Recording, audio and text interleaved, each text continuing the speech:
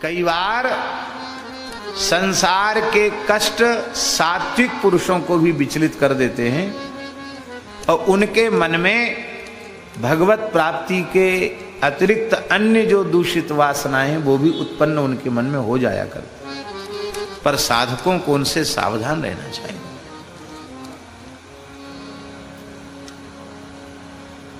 एक घटना सुनाए महाराज जी। हमारे महाराज जी गोवर्धन में रहते थे, भक्तमाली जी महाराज लक्ष्मण मंदिर में, निर्वाणी अखाड़े में। वहां एक साधु महाराज जी के पास रहते थे, अखाड़े की साधु थे।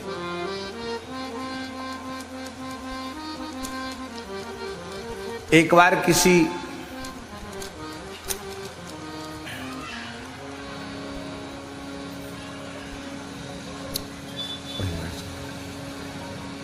बार वहीं बैठ जाओ, है ना।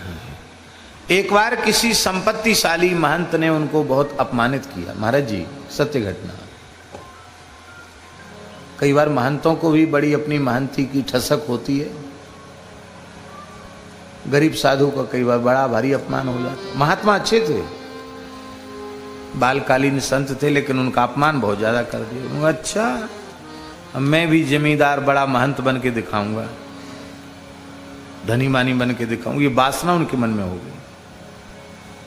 गिरिराज जी में रह के साधन करते थे, महाराज जी के पास रहते थे, पढ़ते भी थे, व्याकरण भी पढ़ते थे महाराज जी।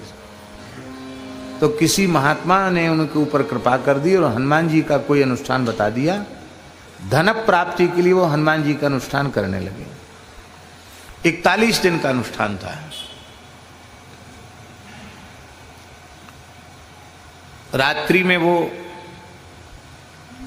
स्नान करके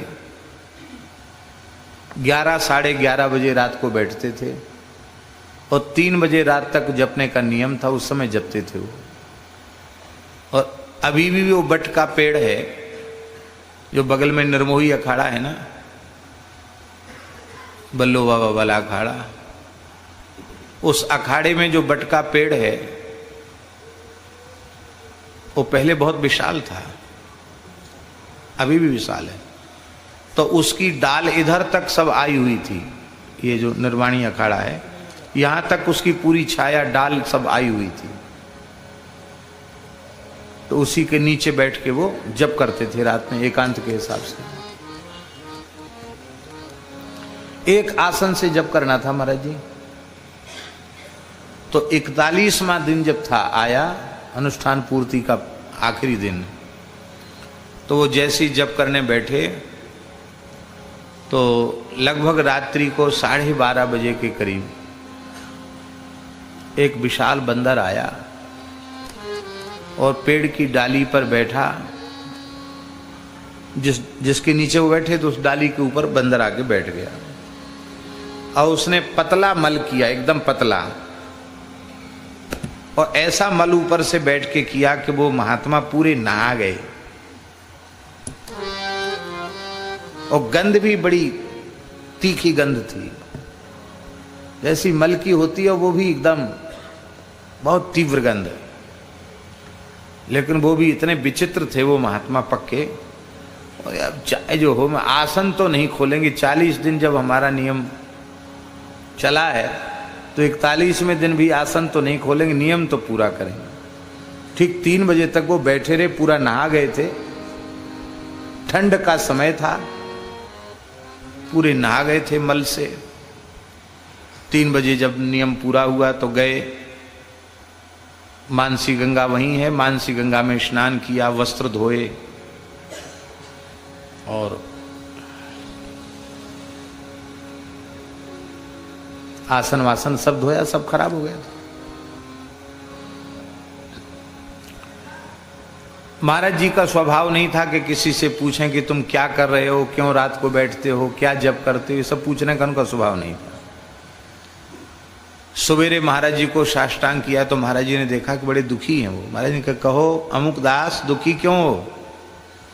महाराज जी 41 दिन का अनुष्ठान लिया था, 40 दिन तो बहुत बढ़िया से चला, 41वें दिन नियम तो पूरा हो गया पर बड़ा विघ्न आ गया। क्या हुआ? उन्होंने सारी घटना सुनाई। ये नहीं बताए कि हम किसका अनुष्ठान कर रहे थे, किस लिए कर रहे थे। बोले महाराज आखिरी दिन ऐसे एक बंदर ने डोल लाल कर दिया। महाराज जी बोले तुम हनुमान जी का अनुष्ठान कर रहे थे क्या? बोले हाँ। धन प्राप्ति के लिए कर रहे थे क्या? बोले हाँ। आपको कैसे पता? बोले मल त्याग किया इसलिए पता चल गया। हनुमान जी ज्ञानीनाम अग्रगण्यम है, उन्होंने बता दिया ये दुर्गंधित मल के जैसी वस्तु ही है धन। तुम साधु होके चाहते तो लो धन, तो तुम इसे विक्षेप मत मानो। अब तुम्हारा अनुष्ठान सफल हुआ। लगता है महंत बनना चाहते हो क्या? संकुचित हो गए। बोले नहीं महंत वहंत तो क्या, लेकिन हाँ अब गरीबी में नहीं जीना चाहते। बोले तो हो गया, तुम्हारा अनुष्ठान पूरा हो गया। महाराज जी वे महानुभाव कई हजार बीघे जमीन के मालिक बने। हम समझते 2,500-3 हजार बीघा जमीन के मालिक, कई स्थानों के मालिक बने, बहुत बड़ी संपत्ति अर्जित की उन्होंने। अब वो महानुभाव अभी शरीर में है, इसलिए हम नाम नहीं लेंगे और जगह वगैरह का नाम नहीं बताएंगे, लेकिन हम सब जानते हैं सच्ची घटना है। बहुत बड़े महंत हुए। तो धन की वासना कई बार सत्पुरुषों के भीतर भी आ जाती है, पर बहुत विनम्रता पूर्वक हम प्रार्थना कर रहे हैं विरक्त साधक के भीतर धन प्राप्ति और कंचन और कामने की प्राप्ति की वासना आ जाए, ये विरक्त साधु के लिए अत्यंत दुर्भाग्यपूर्ण है। और गृहस्थ साधक के भीतर परधन और परस्त्री के प्रति आकर्षण उत्पन्न हो जाए, यह उसके लिए बहुत भारी दुर्भाग्य की बात है। विरक्त साधु को धन मात्र स्त्री मात्र के आकर्षण से अपने को बचाना है।